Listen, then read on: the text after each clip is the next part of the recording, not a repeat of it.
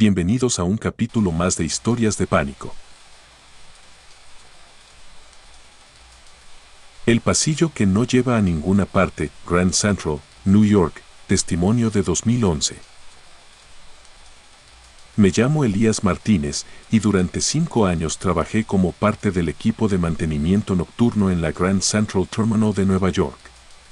Muchos creen que esa estación es solo un sitio histórico con trenes y turistas, pero por las noches, cambia. Y yo lo sé porque lo viví. Nunca quise contar esto por miedo a que me despidieran o me trataran de loco.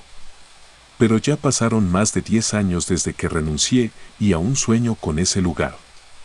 Lo que ocurrió no tiene explicación lógica, y si no lo cuento, siento que me va a seguir comiendo por dentro. Todo comenzó una madrugada de febrero de 2011.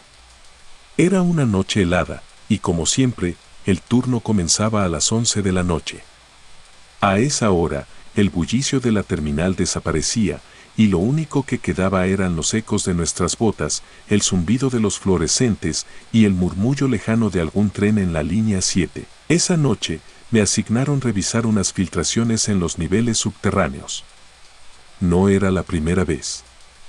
Grand Central tiene una red de pasillos, túneles y salas que no están abiertas al público. Algunas de esas zonas ni siquiera aparecen en los planos actualizados. Me dirigí hacia la zona conocida como Track 61, un área subterránea en desuso. Llevaba mi linterna, un radio y un plano desgastado que apenas servía para guiarse. Mientras descendía las escaleras de metal, el aire se volvió más denso y frío. Olía a humedad, óxido y algo más, algo rancio, como si algo se estuviera pudriendo desde hacía años. Cuando llegué al final del túnel, noté algo extraño. A la izquierda, entre 2 columnas, había una puerta metálica oxidada que jamás había visto. No tenía señalización ni cerradura visible. Solo un pequeño círculo de vidrio esmerilado al centro. Llamé por radio a mi supervisor. Oye, Tom, ¿tenemos alguna sala de mantenimiento detrás de la columna 14, al lado del ducto principal? Hubo una pausa larga. ¿Columna 14? Eso está tapiado desde hace años. No hay nada ahí, Elías. Estoy viendo una puerta, compa, está empotrada en la pared y parece antigua. No abras nada. Solo revisa lo que se te pidió y regresa. Pero algo en esa puerta me jalaba. Era como si me hablara. No de forma literal, pero una parte de mí quería abrirla, saber qué había detrás. No sé si fue terquedad o simple curiosidad, pero empujé. Y para mi sorpresa, se dio con facilidad. El sonido fue áspero, como el de una reja oxidada que no se ha movido en décadas. Del otro lado, me encontré con un pasillo largo, angosto, de paredes forradas con losas de mármol agrietadas. El piso estaba limpio, demasiado limpio, y el techo tenía lámparas antiguas, como de los años 30, algunas parpadeando. Me adentré unos pasos. No había señales, ni salidas de emergencia, ni puertas laterales.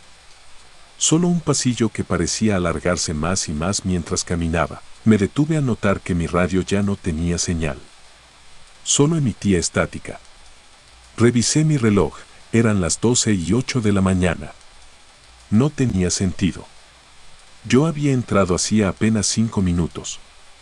Pero la hora no cuadraba. Pensé que quizás era un error del reloj, hasta que giré para volver sobre mis pasos, y no encontré la puerta por donde había entrado. Solo más pasillo. Y silencio. Ahí empezó el verdadero terror. Escuché un ruido metálico detrás de mí, como si alguien arrastrara una cadena por el suelo. Al voltearme, no vi a nadie. Pero en las paredes, comenzaron a aparecer manchas de humedad que se extendían como dedos. Apreté el paso. El pasillo se sentía cada vez más largo, más frío, más estrecho. Caminé rápido, luego corrí. No había fin. Era como si me estuviera alejando del mundo real con cada paso. En un punto, comencé a ver ventanas en las paredes, pequeñas, como las de un tren. Pero detrás del vidrio no había andenes, había caras, rostros pálidos, inmóviles, mirándome desde el otro lado. Algunos con la boca abierta, otros con ojos hundidos. No parpadeaban. Solo me observaban, como si estuvieran atrapados ahí desde siempre. Grité. Golpeé los vidrios, intentando romperlos, pero estaban fríos como el hielo. Uno de los rostros, el de una mujer con cabello oscuro, movió los labios. No emitió sonido, pero entendí lo que decía. No sigas, me paralicé. ¿Qué era este lugar? ¿Un pasillo olvidado? ¿Un error del tiempo? ¿El infierno mismo? Seguí corriendo, sin saber a dónde. Entonces, la luz empezó a apagarse detrás de mí, lámpara por lámpara, como si algo me estuviera siguiendo. En el fondo del pasillo, vi una puerta de vidrio con marco de bronce. Parecía moderna, fuera de lugar. Corrí hacia ella con todas mis fuerzas. Al llegar, empujé sin pensar, y de pronto, estaba de nuevo en la estación principal, en el pasillo junto al track 61. Me tiré al suelo, sudando, temblando. Mi reloj marcaba 3:41 de la mañana. Habían pasado más de 3 horas desde que entré, aunque para mí no fue más de 15 minutos. Tom, mi supervisor, me encontró ahí, desorientado. Elías, ¿dónde carajos estabas? Te llamamos por radio más de 20 veces. Le señalé la puerta metálica, pero ya no estaba. Solo un muro de concreto sin rastro de bisagras, marco o escombros. Nadie me creyó. Me mandaron con el psicólogo de la empresa. Dijeron que seguramente me desorienté, que tal vez inhalé gas o tuve un episodio, pero yo sé lo que vi.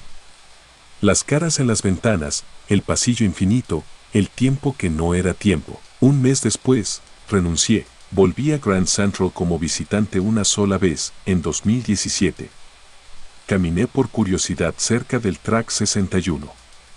Me acerqué a la misma columna, y ahí estaba, un círculo pequeño de vidrio esmerilado, empotrado en el concreto, igual al de aquella puerta, como si el pasillo estuviera esperando a que alguien más lo abra. Desde entonces, no he vuelto, pero a veces, al cerrar los ojos en la madrugada, escucho esas cadenas arrastrarse otra vez. La mujer del tren 109, Grand Central, New York, testimonio de 2004. Mi nombre es Emily Rojas. En 2004 trabajaba en el módulo de atención al cliente de la Grand Central Terminal en Nueva York.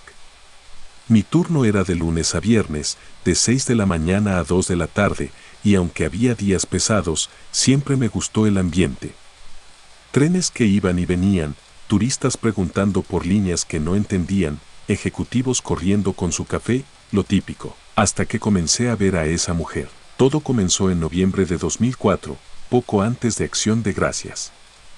Estaba en mi puesto, respondiendo preguntas de rutina, cuando una señora de unos 50 años se acercó. Tenía el cabello castaño, amarrado con una liga roja. Llevaba un abrigo gris de lana y una bufanda con flores bordadas. Me pareció amable. Me pidió ayuda para llegar al tren 109, con destino a White Plains. Le indiqué cómo bajar al andén correspondiente. Me dio las gracias con una sonrisa muy sutil, casi ausente. No pensé mucho en eso. Era otra pasajera más entre miles, pero al día siguiente, volvió. Vestía exactamente igual. La misma bufanda, el mismo abrigo, el mismo peinado. Y lo más raro, me preguntó lo mismo. Disculpe, ¿el tren 109 hacia White Plains? Yo creí que era una casualidad, quizá alguien muy puntual o de memoria débil. Se lo indiqué otra vez. Me dio esa sonrisa lejana y se fue, pero entonces la vi al tercer día.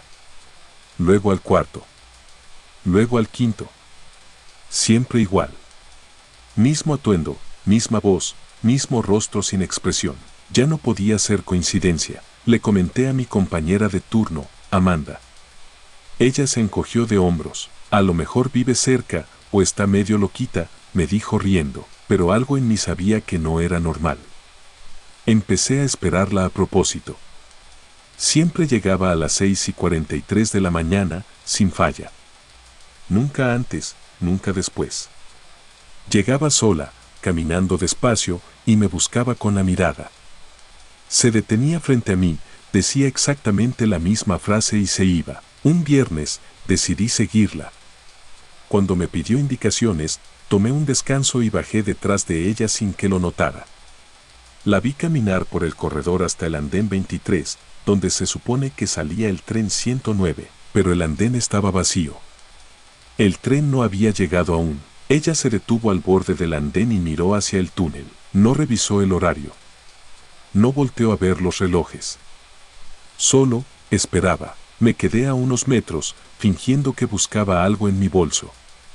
Pasaron 7 minutos y cuando levanté la vista, ya no estaba. Desapareció sin que nadie la viera abordar.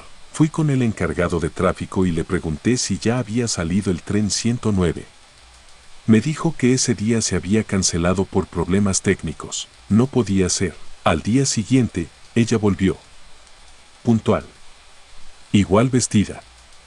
Y volvió a preguntarme lo mismo. Ese día, no me atreví a seguirla, pero me obsesioné. Pasé el fin de semana pensando en ella.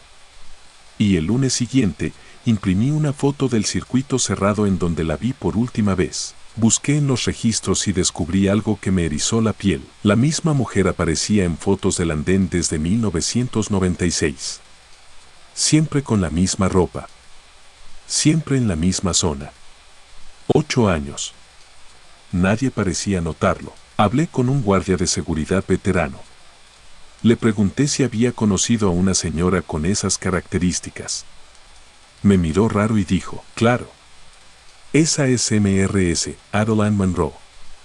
Se tiró a las vías en el 2004.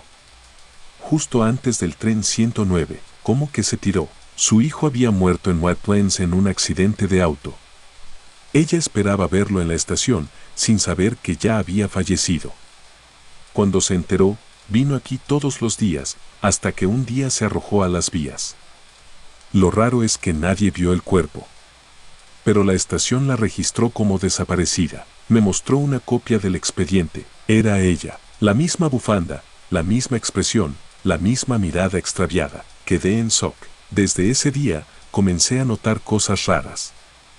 Cada vez que ella llegaba, las luces parpadeaban.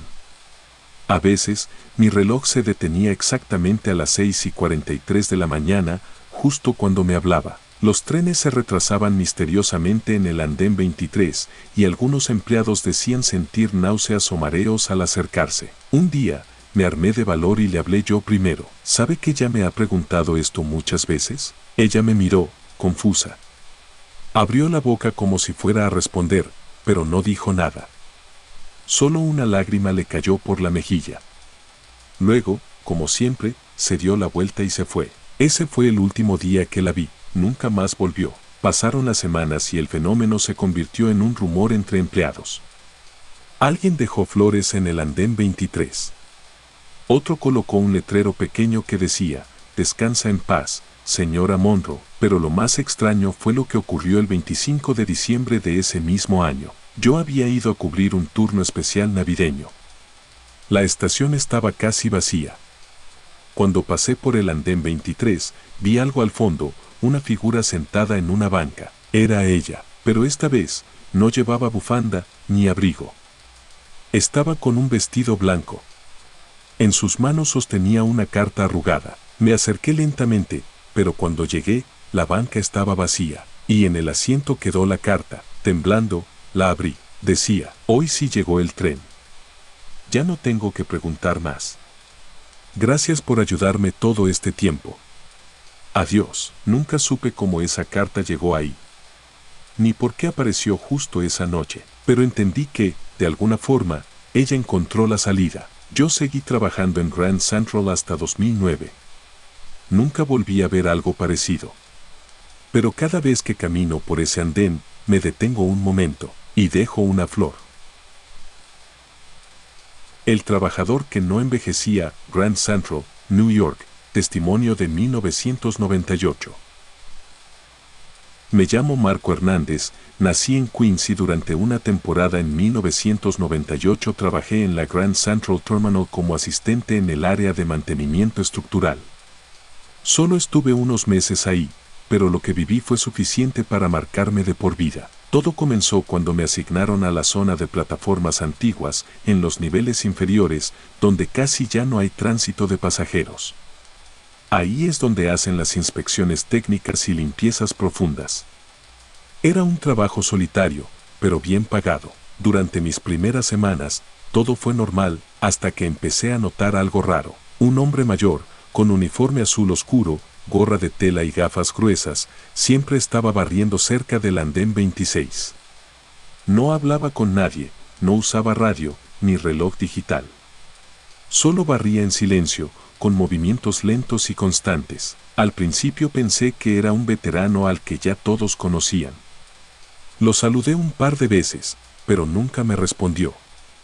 Apenas se alzaba la vista. Un día, mientras tomaba un descanso en el cuarto de herramientas, le mencioné al supervisor. Ese señor del andén 26 es bien raro, ¿cómo se llama? ¿Quién? El que siempre está barriendo por allá, tiene gafas y gorra, parece que lleva siglos aquí. El supervisor me miró confundido. ¿De qué hablas? Nadie ha sido asignado ahí desde marzo. Esa zona la limpian con máquinas, no hay personal fijo. Lo he visto todas las mañanas, incluso antes que yo llegue. Se encogió de hombros. Tal vez es alguien del turno nocturno que se queda de más. Esa respuesta no me convenció. Así que al día siguiente, llegué una hora antes. Me escondí en una esquina del andén 25, con vista directa hacia el 26. Y ahí estaba él, como si hubiera estado toda la noche ahí, barriendo el mismo punto, como en trance. Lo observé durante 15 minutos. No se detuvo ni una sola vez. No tomó agua, no se sentó, ni siquiera miró el reloj. Sus pasos eran monótonos, como si no pasara el tiempo para él. Me acerqué. Disculpe, ¿usted trabaja aquí desde hace mucho? El hombre se detuvo. Lentamente giró la cabeza hacia mí. Sus ojos eran muy claros, casi grises. Me miró sin expresión y dijo con voz baja, ya casi acabo, y volvió a barrer. Ese fue el único momento en que lo escuché hablar. Regresé al cuarto de herramientas y le conté todo a un compañero veterano, Joseph, que llevaba ahí desde los 70. Se le borró la sonrisa del rostro cuando mencioné al hombre de la escoba. Gorra de tela, gafas gruesas, uniforme azul sin logo. Sí, ¿lo conoces? Joseph bajó la voz. Marco, eso suena a Eugene Wallace. ¿Y él quién es? Un trabajador que murió en un derrumbe aquí en los 50S. Estaba limpiando cuando una estructura se dio en el andén 26. Quedó atrapado y no lo sacaron hasta días después. Lo encontraron con la escoba en la mano. Me quedé sin palabras. Pensé que me estaba jugando una broma, pero Joseph no era así. Me llevó a una de las paredes cercanas a la oficina central, donde hay placas conmemorativas de antiguos empleados fallecidos. Ahí estaba, Eugene Wallace, mantenimiento, fallecido en servicio, octubre de 1956. La foto en la placa era el hombre que yo había visto. No podía ser. Lo había saludado, había escuchado su voz. ¿Cómo era posible? Decidí averiguar más. Pregunté a otros trabajadores de turno nocturno. Algunos dijeron que lo habían visto, pero pensaban que era un nuevo empleado. Nadie sabía su nombre. Nadie lo había registrado entrando, y en las grabaciones del circuito cerrado, no aparecía. Lo más inquietante ocurrió una semana después. Bajé como siempre a mi zona. El supervisor me había asignado limpiar un ducto cerca del andén 26. Mientras caminaba por el pasillo, vi al señor Wallace detenido, mirando hacia la oscuridad del túnel. Esta vez, su escoba estaba de pie, a su lado, sin que la sostuviera. Me acerqué con cautela. ¿Se encuentra bien? Él giró la cabeza otra vez, muy lento. Esta vez, su rostro estaba más pálido. Los ojos ya no eran tan vivos. Parecía desgastado. Sus labios se movieron, pero no escuché nada. Solo vi que señaló hacia el túnel. Yo volteé, y en ese instante, se fue la luz por unos segundos. Cuando regresó, él ya no estaba, pero la escoba seguía de pie. Solita. Como si alguien invisible la sostuviera. La tomé con cuidado. Estaba helada. No había corriente de aire.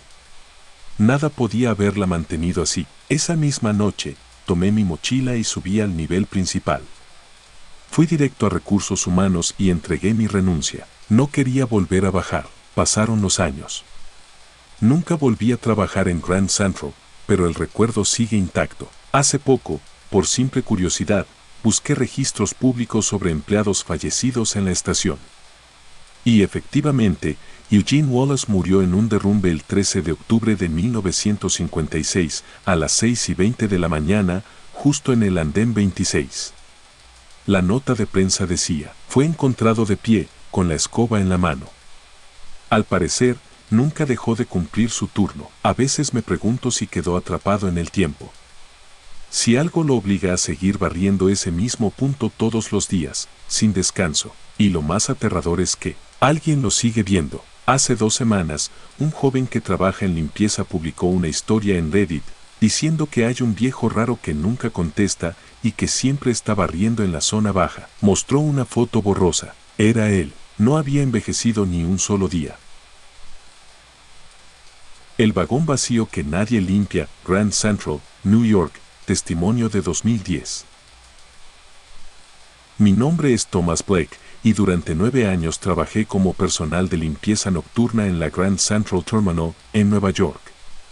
De todas las cosas que vi en ese lugar, borrachos dormidos, ratas gigantes, hasta vagabundos escondidos en túneles, nada me preparó para lo que viví con el vagón 713. Todo comenzó en el invierno de 2010. Nuestro equipo tenía la orden de limpiar los trenes que llegaban tarde y quedaban vacíos para el día siguiente. La mayoría de las veces era rutina, sacar basura, revisar asientos, limpiar vidrios. Pero había un tren en particular, la unidad de 7, que muchos evitaban. Un compañero me lo advirtió la primera semana. No te metas al vagón 713, me dijo Mark, el más viejo del grupo. Ese siempre déjaselo a los nuevos, si quieren. ¿Por qué? Porque pasan cosas raras ahí. La radio se corta, el reloj está siempre detenido, y a veces se escuchan pasos, aunque esté solo. Pensé que era puro cuento para asustar novatos. Pero las siguientes noches me fui fijando, y era verdad. Nadie quería acercarse a ese vagón. Algunos ni siquiera pasaban por el pasillo que lo conecta. Y cuando lo hacían, se persignaban. Una noche de martes, ya muy tarde, el jefe me mandó a limpiar ese tren porque yo era el último del turno. Te toca el de 7, vagón completo, dijo sin mirarme, incluyendo el 713, todo. No preguntes.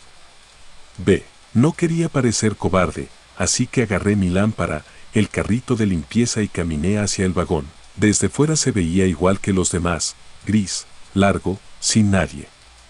Pero al acercarme, noté que la puerta estaba entreabierta, aunque el sistema la marcaba como cerrada. Entré. El interior estaba en silencio absoluto. Ni un zumbido. El aire era pesado, casi como si estuviera detenido. Las luces estaban encendidas, pero parpadeaban con un tono amarillo enfermizo. Al avanzar por el pasillo, lo primero que noté fue el reloj digital sobre la puerta trasera. 3:22 de la mañana. Marcaba esa hora, pero mi reloj decía 2:47 de la mañana. Toqué el vidrio. Estaba tibio. No era una falla técnica. Al parecer, ese reloj siempre quedaba detenido a esa hora. Empecé a recoger basura entre los asientos, pero al pasar por la fila izquierda, sentí como si alguien me estuviera mirando. Volteé. Nada. Solo asientos vacíos. Seguí avanzando. Entonces escuché el sonido más extraño. Un leve sollozo, como de niño, casi imperceptible, que provenía del fondo del vagón. Me detuve. Contuve la respiración. ¿Hola? ¿Hay alguien aquí? Nada. Caminé hacia la fuente del sonido. A medida que me acercaba, las luces se apagaban por segmentos. No fue como un apagón, fue como si algo se moviera adelante de mí, provocando que las luces se extinguieran a su paso. Cuando llegué al último asiento, lo vi. Un osito de peluche viejo, gris, tirado en el suelo. No tenía ojos. Solo botones arrancados. Me agaché para recogerlo, y sentí una corriente helada por el cuello, como si algo hubiera pasado justo detrás de mí. Me volteé rápidamente. El vagón estaba vacío, pero la puerta por donde había entrado estaba cerrada. Y del otro lado del vidrio, juraría que vi la silueta de un niño, quieto, observándome. Grité y corrí hacia la puerta. La empujé con fuerza, pero no se abría. Golpeé el botón de apertura. Nada, mi radio no funcionaba. Solo estática. Golpeé con la linterna la puerta, cuando de pronto, del altavoz del vagón, salió una voz suave. ¿Quieres jugar? Sentí que me faltaba el aire. No podía moverme. Esa voz no era de un niño feliz, tenía un tono seco, casi burlón. Como si supiera que yo no tenía salida. Tomé el osito, lo lancé al fondo del vagón y grité, «Déjame salir». Y en ese momento, las luces volvieron de golpe, la puerta se abrió, y el vagón ya no tenía el osito, corrí hacia afuera. Me tropecé y caí al suelo. Al incorporarme, vi la hora en mi reloj, 3:22 de la mañana. Volví al área de personal. No dije nada. Nadie me preguntó. Solo Mark me miró y me dijo, «¿Lo viste, verdad?» Asentí. «Ese vagón está maldito, Tom. Nadie lo limpia por eso». A un tipo lo encontraron ahí encerrado, temblando, repitiendo los niños. Lo internaron. Desde entonces, cada noche, el vagón 713 aparece en el sistema como disponible, pero nadie lo toca. Ni siquiera los supervisores. Y si por error un nuevo lo asigna, algo pasa. Se cae, se enferma, desaparece unas horas. Un año después, uno de esos nuevos, Jared, se metió a limpiarlo sin saber. No salió. Lo encontraron 2 horas después, sentado en el último asiento, con la mirada perdida y un osito de peluche en la mano. No hablaba. Solo repetía, «El reloj no se mueve». Nunca regresó a trabajar. Desde entonces, cada vez que me toca cerrar el turno, le doy la vuelta al vagón 713. A veces creo que lo escucho llamarme por mi nombre, y cada tanto, alguien del equipo encuentra un botón suelto tirado en el pasillo. El niño de la estación subterránea, Grand Central, New York, testimonio de 2002. Mi nombre es Charlie Muñoz y trabajé como guardia de seguridad nocturno en la Grand Central Terminal durante 6 años. Quienes creen que ese lugar solo es hermoso por fuera no tienen idea de lo que se mueve bajo la superficie. Lo que quiero contar ocurrió en 2002 y es la razón por la que pedí cambio de turno y jamás volví a recorrer los túneles más profundos. Todo empezó con un reporte simple, presencia no autorizada en el nivel 3 subterráneo. Era una zona sin acceso público, conectada por viejas escaleras de emergencia y ductos de mantenimiento. Generalmente, los indigentes intentaban meterse a dormir en los espacios olvidados de la terminal. Eso pensé, eran cerca de las 2 de la mañana. Tomé mi linterna, bajé por el acceso norte y comencé a recorrer los pasillos. El ambiente ahí abajo era otro mundo, concreto agrietado, humedad, un zumbido constante de los generadores y la sensación de estar a kilómetros de la ciudad. Al dar vuelta en una intersección, lo vi por primera vez. Un niño pequeño, como de 7 años, estaba parado cerca de las vías en desuso. Vestía una camiseta blanca sucia, pantalones cortos y no traía zapatos. Lo alumbré con la linterna. «Oye, no puedes estar aquí». El niño me miró, pero no dijo nada. Dio un paso hacia atrás y desapareció en la oscuridad. Corrí tras él, giré la esquina y no había nadie, ninguna salida, ninguna puerta. Solo concreto. Regresé a la caseta y reporté el incidente. Dijeron que probablemente fue alguien que se coló y escapó, pero al día siguiente volvió a pasar. Misma hora. Mismo lugar. Ahí estaba el niño, parado junto a las vías, y cuando me acerqué, volvió a desaparecer. En esa ocasión, revisé todo. No había forma de salir de ese corredor sin que yo lo viera. Comencé a sospechar que algo raro estaba pasando. Algo que no encajaba. La tercera noche fue diferente. Al caminar por el túnel, la radio dejó de funcionar. Solo estática. El aire estaba más pesado y el silencio era tan denso que sentía que mis pasos retumbaban en todo el nivel. Y entonces lo escuché, una risita aguda, justo detrás de mí. Me di la vuelta de inmediato, pero no había nadie. Solo una escobilla caída, rodando por el suelo. Como si alguien la hubiera pateado. A partir de ahí, los reportes empezaron a multiplicarse. Otros guardias dijeron haber visto una figura pequeña corriendo por los túneles. Uno incluso afirmó que escuchó al niño cantar algo en voz baja. Le pregunté qué canción era, y me dijo, no sé, algo así como por las vías voy, por las vías estoy. Pero lo más inquietante fue lo que dijo Luis, otro guardia del turno anterior. Me lo dijo a media voz, sin bromear. Ese niño no es nuevo. En los 80s hubo un caso, un chavito que se escapó de su mamá en la plataforma y cayó a las vías. Nunca lo encontraron. Dicen que la corriente lo arrastró por un ducto antiguo y se perdió en los niveles bajos. Pregunté si había un registro oficial. Nadie supo decirme, pero yo sabía que algo o alguien seguía ahí abajo. Una noche, decidí hacer una ronda completa, armado con una linterna potente y una cámara Polaroid. Si algo pasaba, quería pruebas. Eran las 2:38 de la mañana cuando lo vi otra vez. Esta vez, más claro, el niño estaba de pie junto a una pared con grafitis, mirándome directo a los ojos. No se movía. No parpadeaba. Y entonces, sin sonido, abrió la boca y una lágrima bajó por su mejilla, pero no de tristeza, de algo más. No puedo explicarlo. Le apunté con la linterna, tomé una foto rápido, y la cámara se apagó sola. En ese instante, todas las luces del túnel parpadearon. Una a una. Como un aviso, sentí un temblor leve bajo mis pies. No un sismo, no, algo más local, como si algo grande se arrastrara por los ductos bajo el suelo. Corrí. Al llegar al nivel 2, me detuve para revisar la Polaroid. Al principio, la imagen era solo borrosa, pero al enfocarse, lo vi. El niño, de espaldas, en medio del túnel, y sobre él, una sombra alargada, con forma de algo humanoide, pero con proporciones erróneas, como si alguien altísimo lo observara desde la oscuridad. A la mañana siguiente, mostré la foto a mi supervisor. Me dijo que era una sombra mal impresa. Me asignaron un día libre, pero esa noche ya no me atreví a bajar. Una semana después, un nuevo guardia, Patrick, fue asignado al nivel 3. Regresó al día siguiente con los ojos hinchados, temblando. Dijo que había escuchado al niño susurrarle su nombre, que lo vio correr y que detrás de él venía algo más. Renunció ese mismo día. Decidí averiguar la verdad. Fui a la biblioteca de Manhattan. Busqué en archivos antiguos.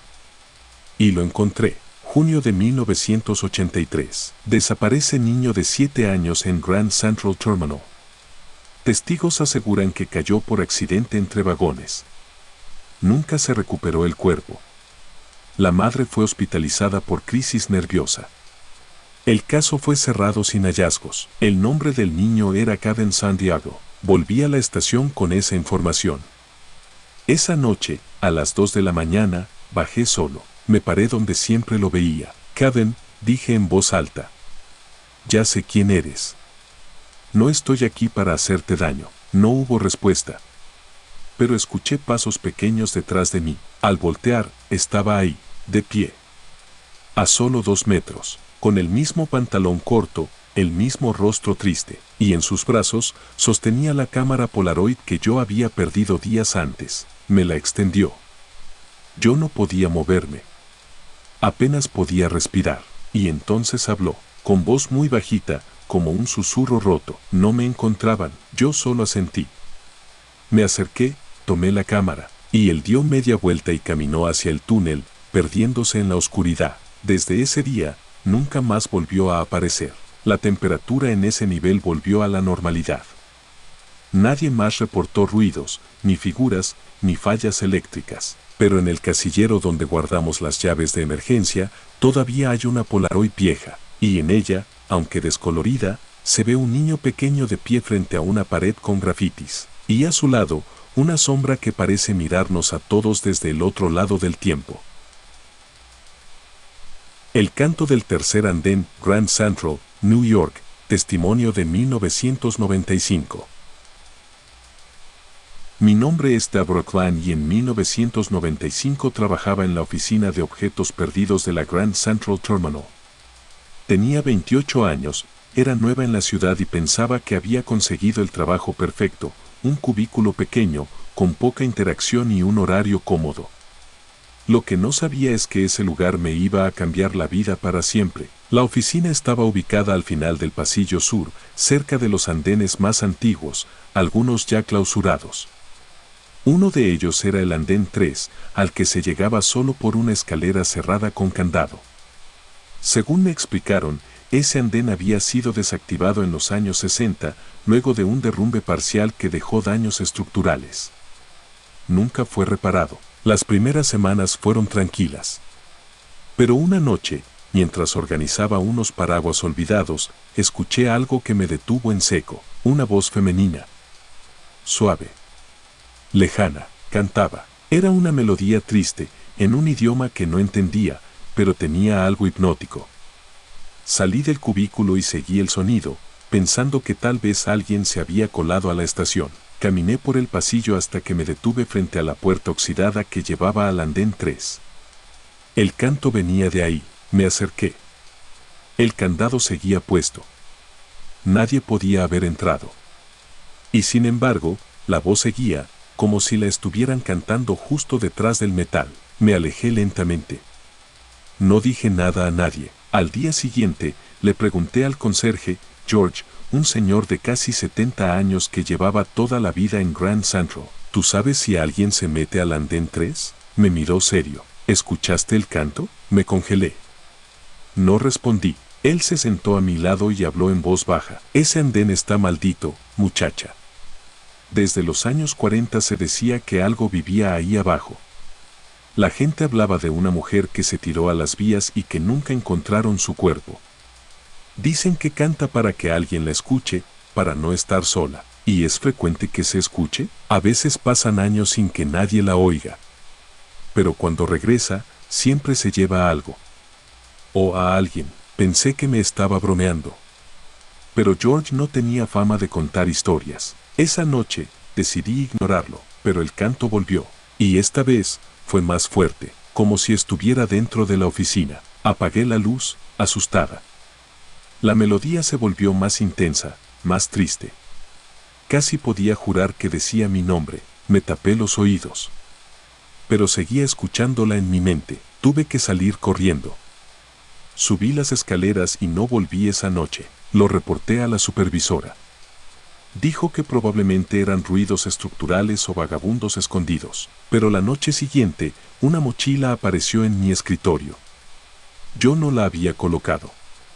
Dentro había un cuaderno mojado, hojas pegadas y una foto antigua, una mujer de cabello largo, con un vestido blanco. En la parte de atrás decía, Andén 3, octubre, 1947, Agnes K. Llevé la foto con George.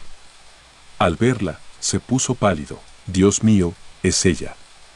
Agnes, la chica que se tiró. La que cantaba ópera. Trabajaba aquí mismo, en Objetos Perdidos. Nadie la encontró. Pero decían que su voz aún flotaba por la estación. Me dieron escalofríos. Desde entonces, el canto no paró. Cada noche, a la misma hora, 2 y 3 de la mañana, siempre la misma melodía. Siempre el mismo tono melancólico. Una noche, decidí quedarme. Llevé una grabadora portátil. Cuando la voz comenzó, presioné RS. ¿Quién eres? Pregunté en voz baja. Por primera vez, la melodía se detuvo. Y lo siguiente que escuché fue una respiración profunda, justo detrás de mí. Me volteé de golpe. No había nadie, pero el aire estaba helado. Y sobre el escritorio, había una flor marchita. Volví a revisar la grabación. Solo se escuchaban interferencias. Como si algo la hubiera saboteado. No pude más. Fui con el jefe de estación. Le rogué que me cambiaran de turno.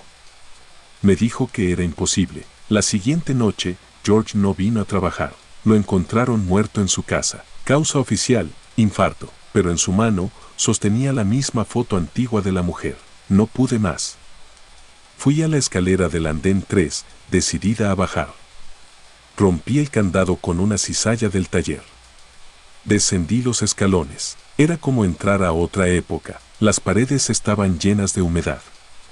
El aire olía a moho y óxido. Y al fondo, el viejo tren oxidado seguía detenido. Las ventanas estaban cubiertas de polvo. Pero ahí, junto al vagón, una figura femenina. Llevaba un vestido blanco, su cabello caía como hilos oscuros sobre el rostro. No tocaba el suelo. Y cantaba. Con los ojos cerrados, me paralicé. Quise correr. Pero ella abrió los ojos, negros, vacíos, y su voz se transformó en un grito gutural que sacudió las paredes. Corrí como nunca antes. Subí las escaleras, cerré la puerta, puse un nuevo candado. Y nunca más regresé. Presenté mi renuncia esa misma semana. A veces, camino cerca de la estación y juro que desde afuera, escucho esa melodía otra vez. Dicen que nadie puede ocupar ese cubículo por más de 6 meses, y que cuando la oficina está sola, una voz femenina canta bajito, esperando que alguien le conteste. El espejo del baño de personal, Grand Central, New York, testimonio de 1991. Me llamo Jason Romero, y trabajé como encargado de mantenimiento en la Grand Central Terminal desde 1989 hasta 1992. 3 años, 2 meses y 11 días exactamente. Sé la cifra porque el último día que estuve ahí, supe que nunca debía volver. Todo por culpa de un maldito espejo. Todo comenzó en agosto de 1991, durante una ola de calor insoportable en Nueva York. El equipo de limpieza había reportado que el baño de personal, ubicado en el subsótano, cerca del cuarto de calderas, tenía fugas en las tuberías. Me mandaron a revisar. Era un sitio viejo, con azulejos agrietados, paredes húmedas y ventilación deficiente. Nadie quería usarlo, pero a veces no había opción. Entré con mi linterna, cerré la puerta y comencé a revisar bajo los lavabos. Todo parecía en orden, hasta que levanté la vista y lo noté. El espejo no era como los demás. Tenía un marco de hierro forjado, lleno de detalles retorcidos, casi como espinas. El cristal estaba manchado, con partes opacas, pero reflejaba con claridad suficiente. Y lo más raro, no coincidía con la arquitectura del lugar. Era mucho más antiguo. Como si hubiera sido colocado antes de que esa sección se remodelara. Al día siguiente, le pregunté a uno de los jefes, ¿desde cuándo está ese espejo en el baño del subsuelo? Me encogió los hombros, ni idea. Ya estaba ahí cuando se reabrió esa zona. Pero nadie lo usa. Todos prefieren subir al baño de personal del primer piso. Pasó una semana. Cada vez que bajaba al subsuelo, sentía algo raro, como si el aire se volviera más denso, como si el ambiente cambiara. Una tarde, después de terminar mi turno, bajé solo. Quería revisar por qué algunos compañeros decían que se les erizaba la piel al entrar ahí. Entré al baño. Silencio total. Encendí la luz. Caminé hacia el espejo. Me miré. Estaba sudando. Ojeroso. Cansado. Pero al menos era yo. Me acerqué más. Y entonces ocurrió. Mi reflejo no se movió. Yo di un paso atrás. El reflejo seguía con las manos apoyadas en el lavabo, mirándome fijamente. Mi respiración se cortó. Retrocedí lentamente. El reflejo levantó la cabeza y sonrió, pero yo no sonreí. Salí corriendo. No regresé ahí por varios días. No quería sonar como loco, así que no conté nada. Pero poco a poco, otros empezaron a hablar. Un joven de limpieza, Trevor, dijo que había visto algo parecido. Me vi, pero no era yo. Tenía una cicatriz que yo no tengo. Se reía. Una secretaria juró que vio a un hombre parado detrás de ella en el reflejo, pero al girar, no había nadie. El colmo fue cuando desapareció Luis, uno de los técnicos de calderas. Según los registros, bajó al subsuelo por una reparación y nunca regresó. Su radio quedó junto al lavabo. Pero las cámaras no lo vieron salir. Nunca lo encontraron. Después de eso, la empresa cerró el baño por fallas estructurales. Pero yo sabía la verdad. Todos los que habíamos visto el espejo, sentíamos algo. Como si algo nos estuviera observando desde el otro lado. Una noche, no pude más. Tenía que entender qué era ese maldito objeto. Llevé una cámara, una linterna potente y una cuerda, por si necesitaba salir rápido. Bajé cerca de las 3 de la mañana. Estaba completamente solo. Abrí la puerta del baño. Todo seguía igual.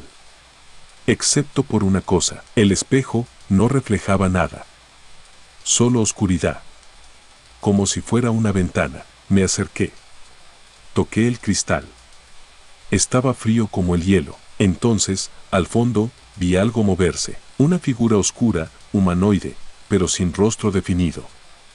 Caminaba dentro del espejo. Cada paso que daba, yo lo sentía en el suelo bajo mis pies. Grabé con la cámara. Pero cuando revisé la pantalla, no había nada, solo interferencia. La figura se acercó. Puso su mano en el otro lado del vidrio, y en ese momento, mi reflejo volvió, pero tenía los ojos completamente negros. Sin pupilas. Sin expresión, y otra vez, sonrió. Escuché una voz, suave, justo en mi oído. Uno más. Salí de ahí corriendo. Subí las escaleras sin detenerme. Le grité al jefe de seguridad que ese lugar no debía volver a abrirse. 2 semanas después, colocaron una plancha metálica frente al baño, y el espejo desapareció. Nadie supo quién lo retiró. No quedó registro, solo una nota informal que decía, retirado por mantenimiento general. Yo renuncié al mes siguiente. Hoy tengo 56 años.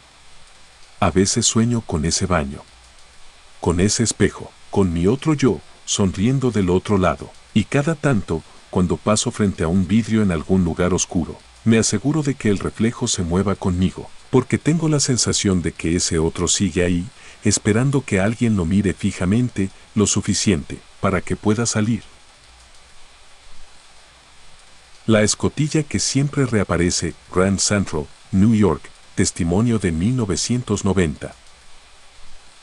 Me llamo Paul Sanders, y durante más de 12 años fui jefe de mantenimiento estructural en la Grand Central Terminal.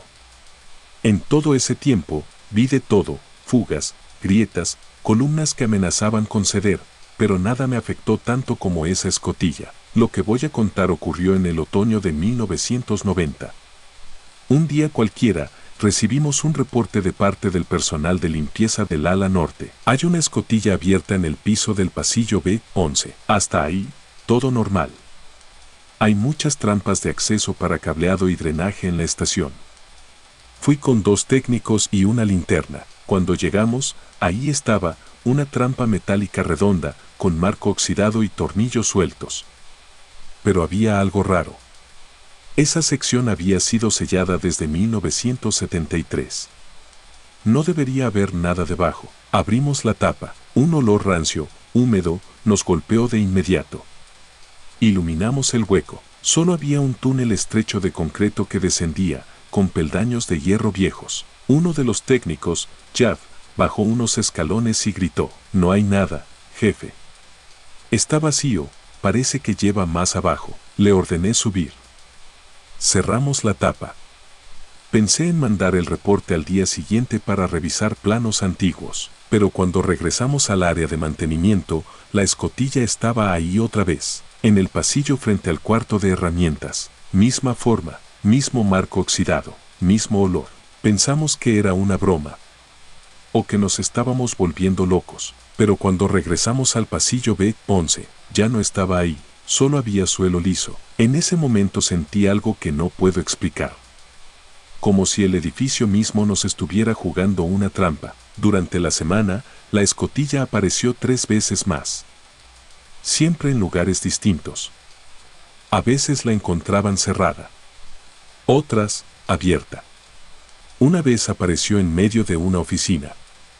Nadie entendía cómo. El personal comenzó a hablar. Algunos decían que era cosa de brujería.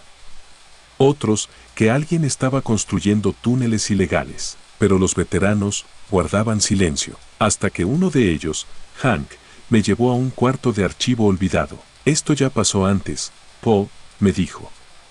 «Mira esto». Sacó un expediente de 1964. Fotografías borrosas en blanco y negro mostraban la misma escotilla en la zona sur. Otro archivo de 1952 la mostraba en una bodega. Y en 1941 había un croquis donde marcaban una entrada móvil no autorizada. «¿Qué es esto?», le pregunté. «Nadie lo sabe. Solo que aparece cada tanto. Y que nadie debe bajar». «¿Por qué?». Hank no respondió. Esa noche no dormí. Al día siguiente, uno de los técnicos nuevos desapareció, Miguel Ortega. Tenía 23 años. Su última localización fue cerca del área de calderas. Al revisar las cámaras, lo vimos caminar con su linterna por el pasillo y detenerse frente a la escotilla. La abrió, miró hacia abajo y luego, sin dudarlo, bajó. Esa fue la última vez que se le vio. La grabación se corta exactamente a las 3:13 de la mañana. Y lo más aterrador, al volver al lugar, la escotilla ya no estaba. El personal estaba en shock. Algunos pidieron cambio de turno. Otros renunciaron. Yo no podía. Sentía que tenía que entenderlo. Me obsesioné. Comencé a revisar planos antiguos de la estación. Encontré un dibujo sin fecha ni firma. En una esquina decía, no abrir si aparece. Sellar y olvidar. Decidí hacer lo contrario. Una madrugada de noviembre, apareció otra vez. Esta vez, en una sala de descanso que nadie usaba. Estaba abierta. Tomé una cuerda, un arnés, linterna, radio. Bajé los primeros escalones. El aire era denso, con olor a tierra podrida. El túnel descendía por lo menos 20 metros. Llegué a una pequeña cámara subterránea, paredes de piedra húmeda, y al fondo, una puerta de hierro sin pomo, semiabierta. Me acerqué. Detrás de esa puerta, un pasillo oscuro, y en el suelo, la linterna de Miguel, apagada. Polvorienta, tomé la linterna. Entonces escuché algo, pasos, no míos, suaves, lentos, como si alguien descalzo caminara sobre piedra. Apunté mi linterna, nada. El sonido seguía, pero parecía dentro de mi cabeza. Volví hacia la cuerda. Trepé de regreso. Al salir, la escotilla se cerró sola y desapareció frente a mis ojos. Ese día presenté mi renuncia, pero nunca olvidaré lo que vi cuando subí al andén principal esa madrugada. En la pared del pasillo había una huella de barro. Pequeña, como de niño, con 3 dedos. Nadie me creyó. Nadie lo habló más, pero cada tanto, cuando algún nuevo empleado desaparece, cuando alguien jura que el suelo cambió de repente o que escuchó pasos detrás de una pared cerrada, yo sé que la escotilla volvió, porque no es parte de la estación, es otra cosa, algo que vive ahí abajo, algo que espera que alguien mire dentro y baje. El guardia del uniforme antiguo, Grand Central, New York, testimonio de 2007. Mi nombre es Luis Gálvez y durante 6 años trabajé como guardia de seguridad nocturno en la Grand Central Terminal. Comencé en 2006, cuando tenía 34 años, y lo que viví en el segundo año de servicio me marcó tanto que todavía me niego a volver a ese lugar. Era una madrugada de mayo de 2007, justo después del cambio de turno. Me tocó patrullar el área de la plataforma sur, una zona ya sin uso público. Ahí hay viejos túneles y andenes clausurados desde hace décadas. Todo estaba tranquilo, como siempre. Silencio, luces parpadeantes, olor a metal húmedo y cables viejos. A las 2:17 de la mañana, caminando por el pasillo de 15, vi algo que no tenía sentido. Un hombre. De espaldas. Caminando en línea recta.